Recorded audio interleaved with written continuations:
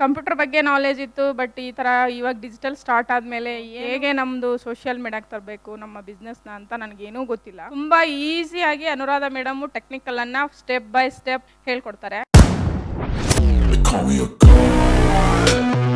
ಎಲ್ಲರಿಗೂ ನನ್ನ ನಮಸ್ಕಾರಗಳು. ನಾನು BTEಗೆ ಜಾಯ್ನ್ ಆಗಿ 2.5 months ಆಯ್ತು ಅಷ್ಟೇ. ನನಗೆ ಡಿಜಿಟಲ್ ಮಾರ್ಕೆಟಿಂಗ್ ಆಗಲಿ, ಯೂಟ್ಯೂಬ್ ಆಗಲಿ, ಫೇಸ್ಬುಕ್ ಆಗಲಿ, ಇನ್ಸ್ಟಾಗ್ರಾಮ್ ಆಗಲಿ ಏನೂ ಗೊತ್ತಿಲ್ಲ, ಜೀರೋ. ನಾನು ಒಂದು ಕಂಪ್ನಿಯಲ್ಲಿ ಅಕೌಂಟೆಂಟ್ ಆಗಿ ಒಂದು 15 years ಕೆಲಸ ಮಾಡಿದ್ದೀನಿ. ಬಟ್ ಕಂಪ್ಯೂಟರ್ ಬಗ್ಗೆ ನಾಲೆಜ್ ಇತ್ತು. ಬಟ್ ಈ ಥರ ಇವಾಗ ಡಿಜಿಟಲ್ ಸ್ಟಾರ್ಟ್ ಆದಮೇಲೆ ಯಾವ ಥರ ಮೂವ್ ಮಾಡಬೇಕು ಡಿಜಿಟಲ್ ಮಾರ್ಕೆಟಿಂಗು, ಹೇಗೆ ನಮ್ಮದು ಸೋಷಿಯಲ್ ಮೀಡಿಯಾಗೆ ತರಬೇಕು ನಮ್ಮ ಬಿಸ್ನೆಸ್ನ ಅಂತ ನನಗೇನೂ ಗೊತ್ತಿಲ್ಲ. ಆದರೂ ಈ BTEಗೆ ಜಾಯ್ನ್ ಆಗೋ ಉದ್ದೇಶ ಏನಂತಂದರೆ, ಏನೂ ಗೊತ್ತಿಲ್ಲಪ್ಪ ನಮಗೆ BTEದಲ್ಲಿ ನಾವು ಕಲಿಬೇಕು, ನಮ್ಗೆ ಕಂಪ್ಯೂಟರ್ ಗೊತ್ತಿಲ್ಲ, ಮೊಬೈಲ್ ಆಪ್ರೇಟ್ ಮಾಡೋದೇ ಗೊತ್ತಿಲ್ಲ ಅನ್ನೋರ್ಗೂ ಕೂಡ ಸತ್ಯ ಸರು ಆಪ್ರೇಟ್ ಮಾಡೋದನ್ನು ಹೇಳ್ಕೊಡ್ತಾರೆ. ತುಂಬ ಈಸಿಯಾಗಿ ಅನುರಾಧ ಮೇಡಮು ಟೆಕ್ನಿಕಲನ್ನು ಸ್ಟೆಪ್ ಬೈ ಸ್ಟೆಪ್ ಹೇಳ್ಕೊಡ್ತಾರೆ. ಯಾವುದಂಥ ಭಯ ಏನೂ ಇಲ್ಲ.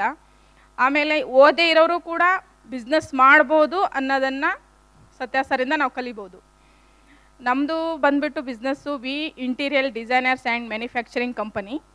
ನಮ್ಮ ಹಸ್ಬೆಂಡ್ ಓದಿರೋದು ಓನ್ಲಿ SLC ಮಾತ್ರ. ನನ್ನ ಬಿಸ್ನೆಸ್ ಸ್ಟಾರ್ಟ್ ಆದಾಗ ನಂದು 1 ರಿಂದ 2 ಲಕ್ಷ ಮಾತ್ರ ಇದ್ದಿದ್ದು.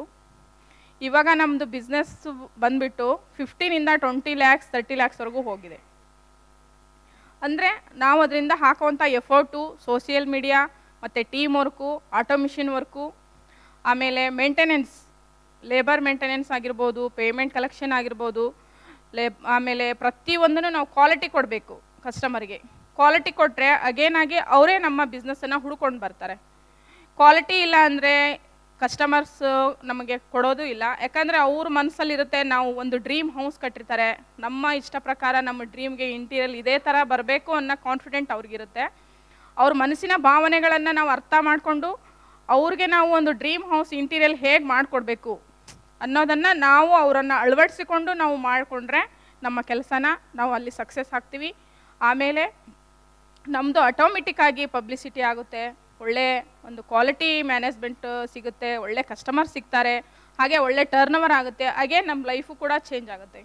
ಆಮೇಲೆ ಪ್ರತಿಯೊಬ್ಬ ರೈತರ ಮಕ್ಕಳು ಕೂಡ ಬಿಸ್ನೆಸ್ ಮ್ಯಾನ್ ಆಗಬೇಕನ್ನೋದೇ ನನ್ನ ಉದ್ದೇಶ. ನಾನು ಒಬ್ಬಳು ರೈತರ ಮಗಳು. ನಮ್ಮ ಮನೇಲಿ ಯಾರೂ ಓದಿಲ್ಲ, ನನ್ನ ತಾಯಿ ಮಾತ್ರ ನನಗೆ ಓದಿಸಿರೋದು. ನಾನು ಬೆಂಗಳೂರು ಸಿಟಿಗೆ ಬಂದು ಬೇರೆ ಒಂದು ಪ್ರೈವೇಟ್ ಕಂಪ್ನಿಲಿ ಕೆಲಸ ಮಾಡಿ ಇವತ್ತು ಓನಾಗಿ ನಾನು ಬಿಸ್ನೆಸ್ ಸ್ಟಾರ್ಟ್ ಮಾಡಿದ್ದೀನಿ ಅಂದರೆ ಅದಕ್ಕೆ ನನ್ನ ಧೈರ್ಯನೇ ನನ್ನ ಕಾರಣ. ಆಮೇಲೆ ಯಾರೂ ಇಲ್ಲ ನಮಗೆ ಅಂದ್ಕೊಂಡು ನಾವು ಬಿಸ್ನೆಸ್ ಸ್ಟಾರ್ಟ್ ಮಾಡಬಾರ್ದು. ನಮ್ಗೆ ಯಾರೂ ಬೇಕಾಗಿಲ್ಲ ಅಂತ ನಾವು ಬಿಸ್ನೆಸ್ ಯಾವಾಗ ಸ್ಟಾರ್ಟ್ ಮಾಡ್ತೀವಿ, ಅಗೇನ್ ಡೆಸ್ಟಿನ್ ಮೂವ್, ಸೆಕೆಂಡ್ ಸ್ಟೆಪ್ ನಾವು ಹತ್ತೀವಿ ಅನ್ನೋ ಕಾನ್ಫಿಡೆಂಟ್ ನನಗಿದೆ. ಎಲ್ಲರೂ ಸತ್ಯ ಸರ್ ಹತ್ರ ಒಂದು ಅಡ್ವೈಸ್ ತೊಗೊಂಡು ಎಲ್ಲ ಕೆಲಸ ಮಾಡಿ, ಆಮೇಲೆ ನಿಮ್ಮ ಬಿಸ್ನೆಸ್ ಆಟೋಮೆಟಿಕ್ಕಾಗಿ ಟರ್ನ್ ಓವರ್ ಆಗುತ್ತೆ. ಆಮೇಲೆ 5 ಲಕ್ಷದಿಂದ 10 ಲಕ್ಷ, 15 ಲಕ್ಷ, 20 ಲಕ್ಷ, 25 ಲಕ್ಷ, ನೆಕ್ಸ್ಟ್ ಇಯರ್ಗೆ ಎಲ್ಲರೂ ಕೋಟಿ ಅವಾರ್ಡ್ ತೊಗೊಳ್ಳೋ ಅಂತ ಆಗಲಿ ಅಂತ ನಾನು ಎಲ್ಲ ರೈತರ ಮಕ್ಕಳಲ್ಲಿ ಕೇಳ್ಕೊಳ್ತೀನಿ.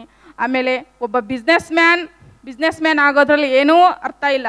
ಒಬ್ಬ ರೈತರ ಮಕ್ಕಳು ಬಿಸ್ನೆಸ್ ಮ್ಯಾನ್ ಆಗೋದ್ರಲ್ಲಿ ತುಂಬ ಖುಷಿ ಇದೆ, ತುಂಬ ಹೆಮ್ಮೆ ಇದೆ. ಯಾಕಂದರೆ ರೈತರ ಮಕ್ಕಳಿಗೆ ಬಿಸ್ನೆಸ್ ಹೆಂಗೆ ಮಾಡ್ಬೇಕಂತ ಗೊತ್ತಿರಲ್ಲ. ಅದಕ್ಕೆ ಪ್ರತಿಯೊಬ್ಬ ವಿಲೇಜಲ್ಲಿ ನಾನು ಕೇಳ್ಕೊಳ್ಳೋದು ಒಂದೇ, ಎಲ್ಲ ರೈತರ ಮಕ್ಕಳು ಬಿಸ್ನೆಸ್ ಮ್ಯಾನ್ ಆಗ್ರಿ.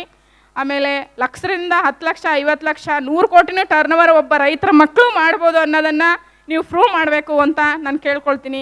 ಎಲ್ಲರಿಗೂ ನನ್ನ ಧನ್ಯವಾದಗಳು. ಮತ್ತು ಇಲ್ಲಿ ನನಗೆ ಅವಕಾಶ ಮಾಡಿಕೊಟ್ಟಂಥ ಸ್ಟೇಜ್ಗೆ ಮತ್ತು ಸತ್ಯ ಸರ್ಗೆ ನನ್ನ ಹೃತ್ಪೂರ್ವಕವಾದಂಥ ವಂದನೆಗಳನ್ನು ಸಲ್ಲಿಸುತ್ತಾ ನನ್ನ 4 ಮಾತುಗಳನ್ನು ಮುಗಿಸುತ್ತೇನೆ. ಜೈ ಹಿಂದ್, ಜೈ ಕರ್ನಾಟಕ ಮಾತೆ.